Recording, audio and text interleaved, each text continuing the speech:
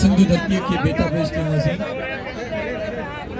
उस्ताद बुखारी फरमाए थो त कमल गुल मां को न थिवा न थींदो सिंध जो आशिक आहिनि त हिन शेर ते दार ज़रूर ॾींदा कमल गुल मां कोको थियो आहे न थींदो बुखारी खां धोको थियो आहे न थींदो ऐं जेको न मल्हाए सिंध अमड़ जी थञ उनखे जहिड़ो थोको न थियो आहे न थींदो जियो अरशाद जियो असां सभई हिते सिंध अमड़ जी थञ मल्हाइण पहुता आहियूं कराची गुनागून शहर आहे अजगर शहर आहे भरूच शहर आहे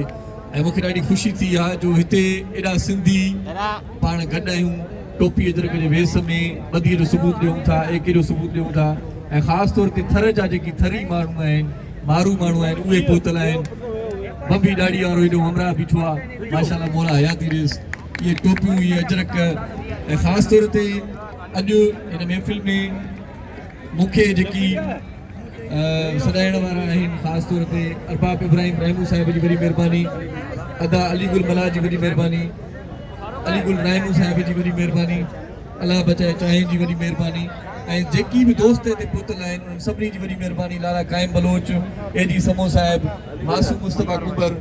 मंठार भाई इमरान चांडियो साहिब जयपाल रिजू ऐं सभिनी दोस्तनि जी वॾी वॾी महिरबानी आहे जेकी सिंध जो सकाफ़ती ॾियारो मल्हाइण जे लाइ अॼु राति हिते हीअं महसूसु ईअं थिए थो जीअं ईद थींदी आहे त चंड वारी राति वॾी रश हूंदी आहे बाज़ार में सुभाणे सकाफ़त जो ॾींहुं आहे ऐं अॼु असांजी सकाफ़ती ईद जो अॼु चंड आहे ऐं उन चंड वारी राति पाण हिते इकठा थिया आहियूं आऊं सभिनी थरवासियुनि जो थोराइतो आहियां जेकी कमकार छॾे ऐं पंहिंजो मसरूफ़ियतूं पंहिंजा जेकी साबाहा आहिनि उहे हिकु पासे करे अॼु हिते पहुतल आहिनि ऐं हिते मन मौज में कचहरीअ में मस्तु आहिनि सो सभिनी जे लाइ हिकिड़ो सिंध जो गीत पहिरियां आउं ॻायां थो उन खां पोइ वरी आशिक़नि जो बि हिकिड़ो कलाम ॻाईंदासीं सभ खां पहिरियां जंहिंजो खाइजे उनजो ॻाइजे हिकिड़ो ख़ूबसूरत कलाम तव्हां